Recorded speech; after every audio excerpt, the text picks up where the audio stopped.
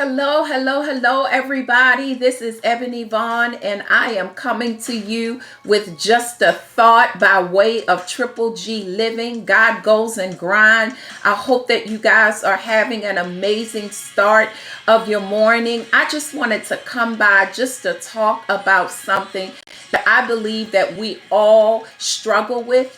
First and foremost, this is not my music. I do not own the rights of it, but those of you who know me, you know that I love worship music. And so I wanted to take some time this morning just to talk about something that I believe we often struggle with. My topic this morning is just be you.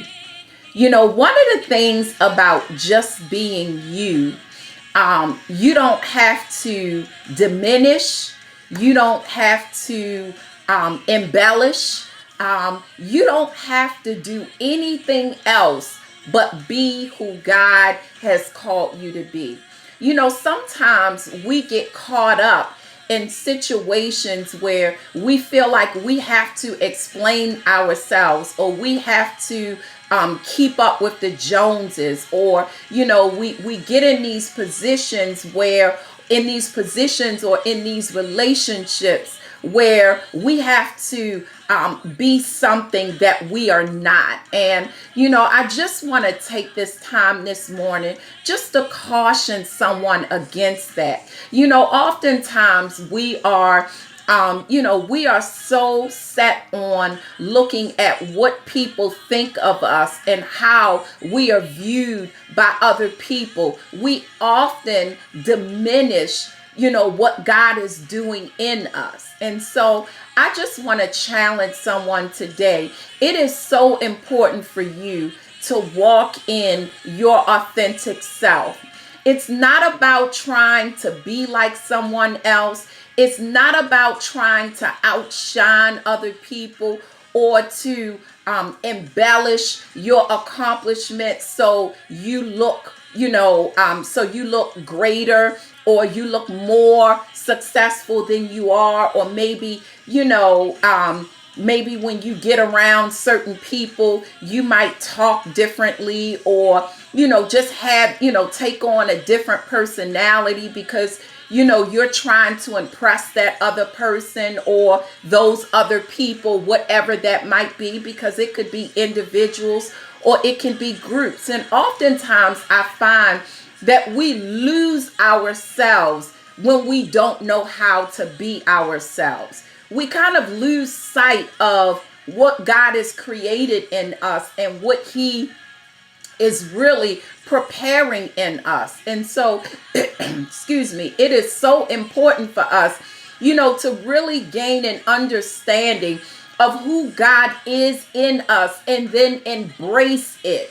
Listen, if you are in situations where you feel like you cannot be free to be yourselves, my challenge to you is to break free from those situations. Now, you might not be able to move out of them situations physically, but breaking free has to do with you giving yourself permission to be yourself. I can be honest with you and say that there have been times in my life where, I may have embellished, some reports of myself and what I did, because I was trying to impress other people, or, I was trying to be something that I wasn't.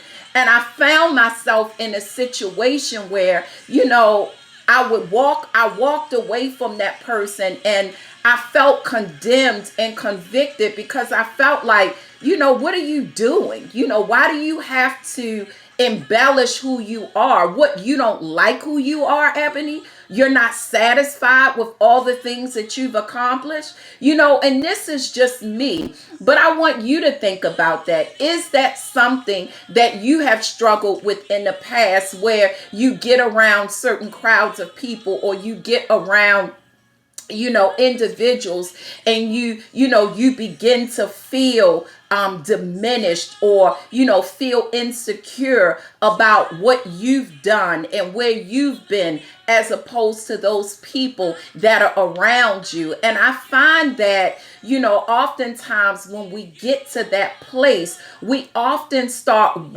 we have to be careful, because you start walking in that place of pride and haughtiness where you are trying to be something that you're not, and let's just say you did accomplish those things and you do have those material things, that maybe that particular group of people or that individual have. There is still a danger of you walking in a place of pride and haughtiness when you feel like that is something that you have to show off, or you have to wear on your sleeve. I have found, when we struggle internally with who we are and what God is doing in us, oftentimes we will either embellish or we will diminish. And my encouragement to someone today is to just be yourself.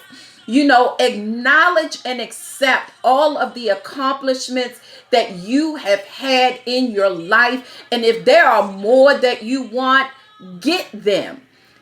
Purpose in your heart that you are going to accomplish those things that you desire to accomplish. And don't ever allow a person to make you feel bad because you're not where you want to be. Whether that is yourself or whether that is other people, learn to glory in the journey that God is allowing you to be in. And so I gave an example of how there were times in my life where I embellished, trying to be something that I'm not. But there have also been times in my life where I have diminished who I was and what I accomplished because I didn't feel good enough about those things, or I didn't feel that those things were good enough. And so I want to speak to that person. I want to speak to that person who has a problem with acknowledging their accomplishments. That person who has a problem with celebrating their successes. I want to encourage you today to pat yourself on the back. Be your biggest cheerleader and stop diminishing the God in you. I believe that all things work together for good to them that love God and to them that are called according to his purpose. And I also believe that all good and perfect things comes from the Lord. And so when there are accomplishments in my life, when there are successes and wins that I have been able to experience, I attribute it to my God in this season in my life.